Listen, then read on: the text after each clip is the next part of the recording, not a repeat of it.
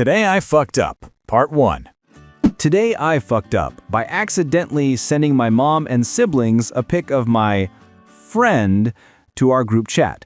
So I was intending to send my GF a pic of my friend for whatever reason, and instead I accidentally sent it to a group chat with my mom and siblings. I was just finishing up the pic with a nice holiday filter to make the pic that much more classy when it disappeared. I immediately checked my messages app and it hadn't been sent to anybody, so I figured I just deleted it on accident. However, about 20 minutes later, my mom texted the group, "What the fuck?" I immediately jumped on and deleted the pic and said, "Sorry, didn't mean to send it. It was a joke. It's AI." I didn't know what to say, but I figured I had to say something. When I took the pic, I had the camera on a selfie stick about knee level, looking up at my dick in my hand, centered perfectly in the frame, with my smiling face behind it. And I'm completely naked and wet as I just got knocked out of the shower. But it's never enough. To be honest, I have a big dick, but since this was meant for my GF, I threw on a cock ring about 15 minutes before I took the pic so I'd be extra girthy. I wanted to remind her what she's working with. Another 20 minutes later, she texted again and cracked a joke, and then a little while after that my siblings jumped on and the clowning began. And I admit it is funny, unless it's you're in the pic. In a few hours I have to see my mom, and I can't get out of it. I think it'll be okay, but I'm nervous and embarrassed and scared. Today I fucked up by hitting on my married coworker. My coworker, a guy in his late 30s, is the nicest, funniest guy I have probably ever worked with. I was new to the job, and around a month about he showed me around the whole place, made jokes to lighten me up, and overall made me feel so much at ease.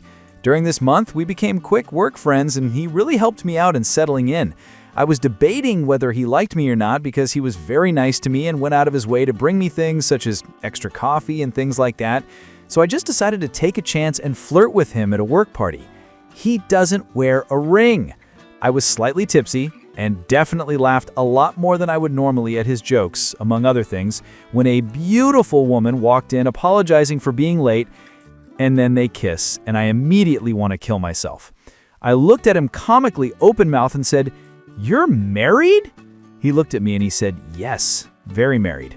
This happened yesterday and I have to go back at work tomorrow. I know it isn't the end of the world, but it's quite mortifying. TLDR, I potentially made a great friendship awkward." Update! I will make this short. Went to work and did not see him until lunch, which was not very unusual. I think I was slightly awkward, but tried really hard to not be awkward, but not sure how much that worked. I think I said something like, "Last night was crazy, how's your head?" or something, and he didn't mention anything at all about what happened. Although unlike some of you who said that he might not be aware of the flirting, I think he just gave me an out. I was extra careful to not show any hint of any flirtation, which might have made me seem weird, but we will not think of that. Never bring it up, business as usual. Low-key, most men do not know they're being hit on. You're good. I can confirm my wife, who was my girlfriend at the time, met some of my coworkers and had to tell me they were hitting on me. I was oblivious. This is why I wear my wedding ring. It has prevented awkward situations and also made abundantly clear how bloody clueless I am to women flirting with me. Or men, for that matter. I have a chronically non-functional gaydar, which as a straight bloke can get awkward.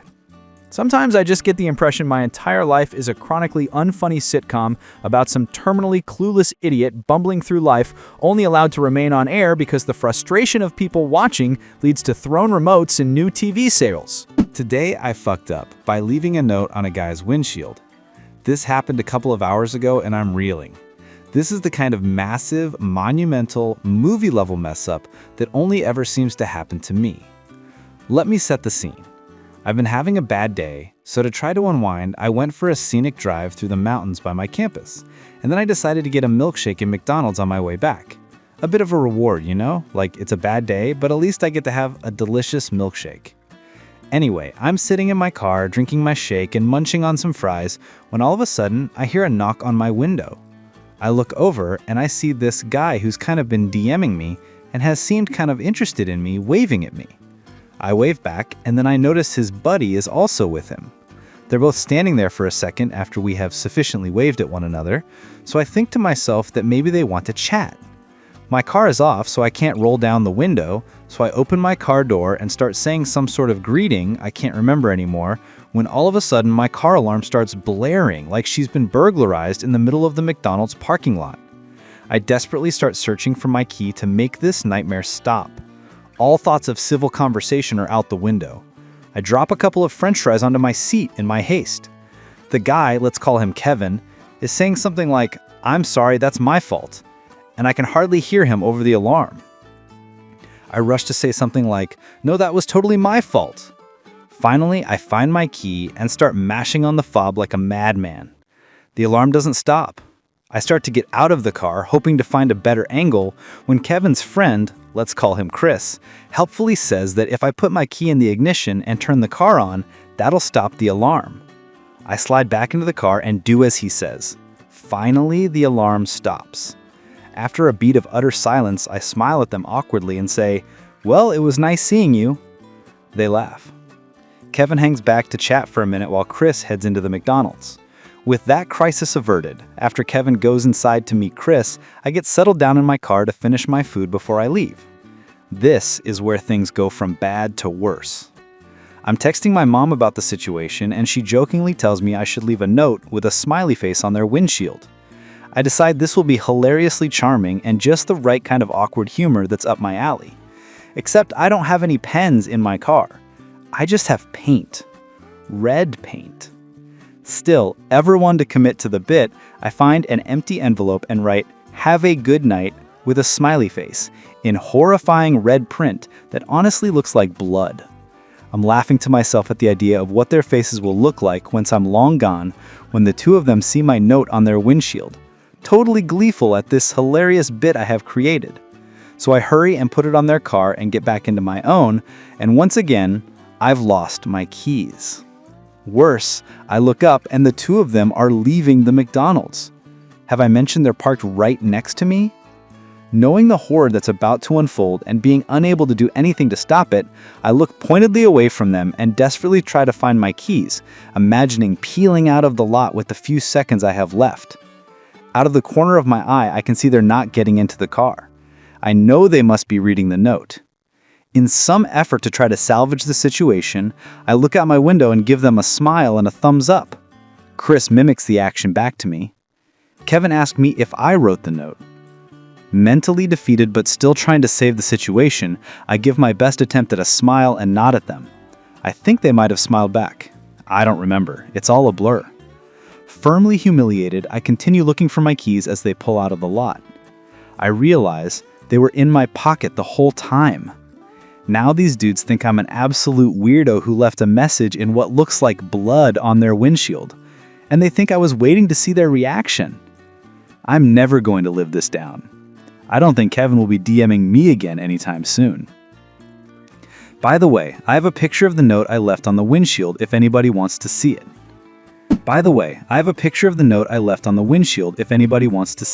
How did you get the note back?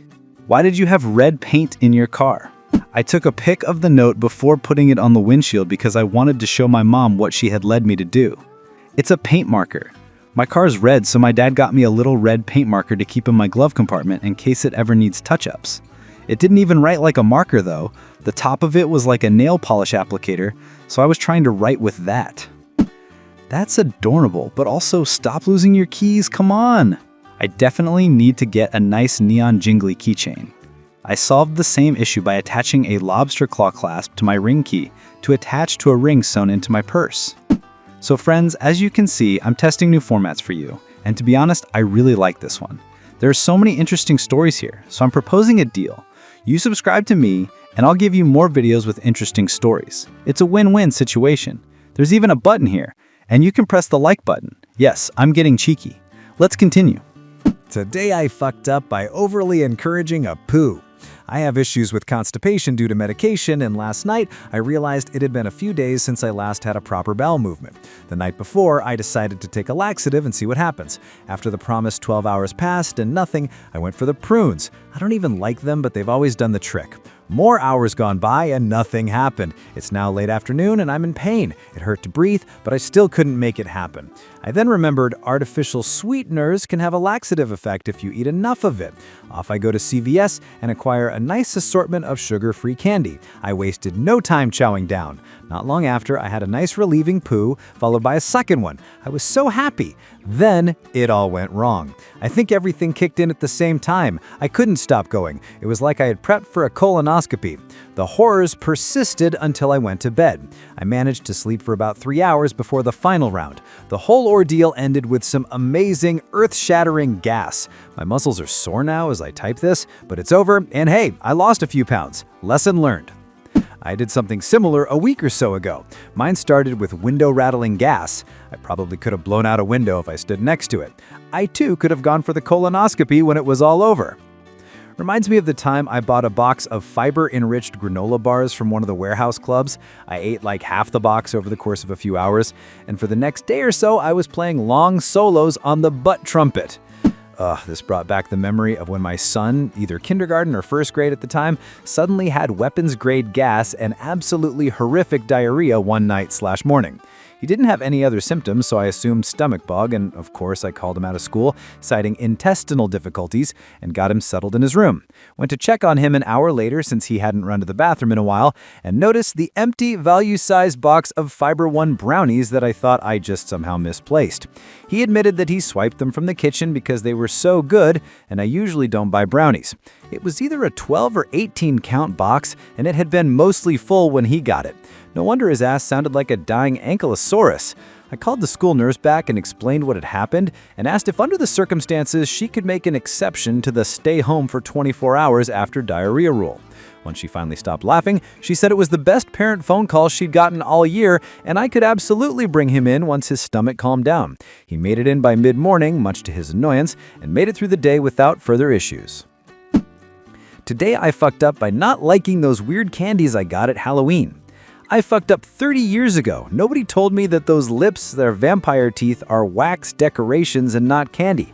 I would eat the wax lips and vampire teeth, also those little wax bottles filled with sugar water that looked like little sodas. I hated it, but would always feel guilty wasting any food.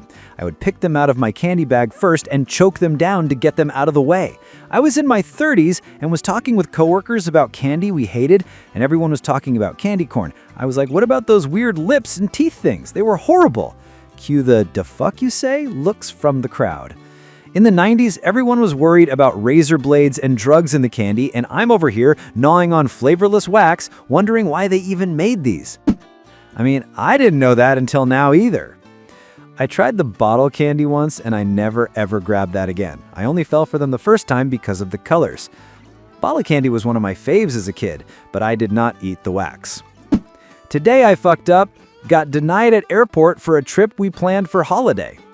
My wife has a long-time wish to visit Jeju Island in Korea. Told me several times but postponed always because I did not have off time from work.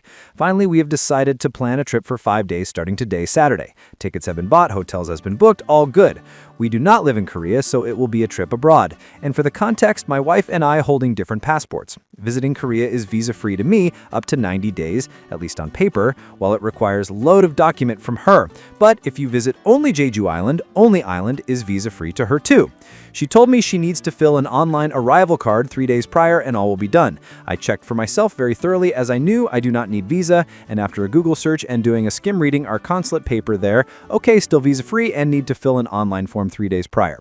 So we arrived at airport 3 a.m. in the morning, 2.5 hours prior to flight, went straight up checking, wait about 20 minutes in the queue. When it's our turn, they quickly gave me boarding card to my wife, but mine stalled there. They called several people, and those people asked me KETA online application.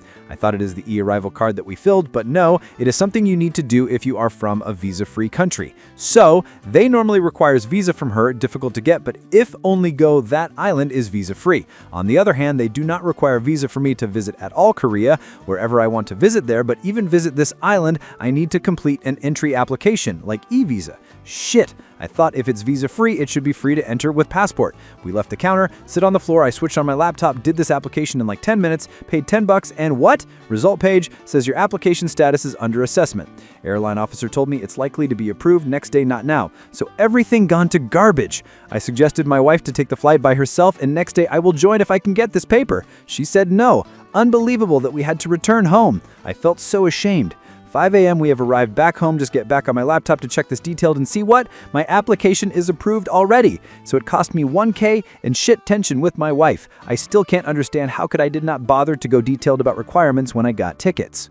Thank you so much, friends, for watching. Let us know what you think of the new format, share your stories of how you messed up, subscribe, like, and we'll talk tomorrow.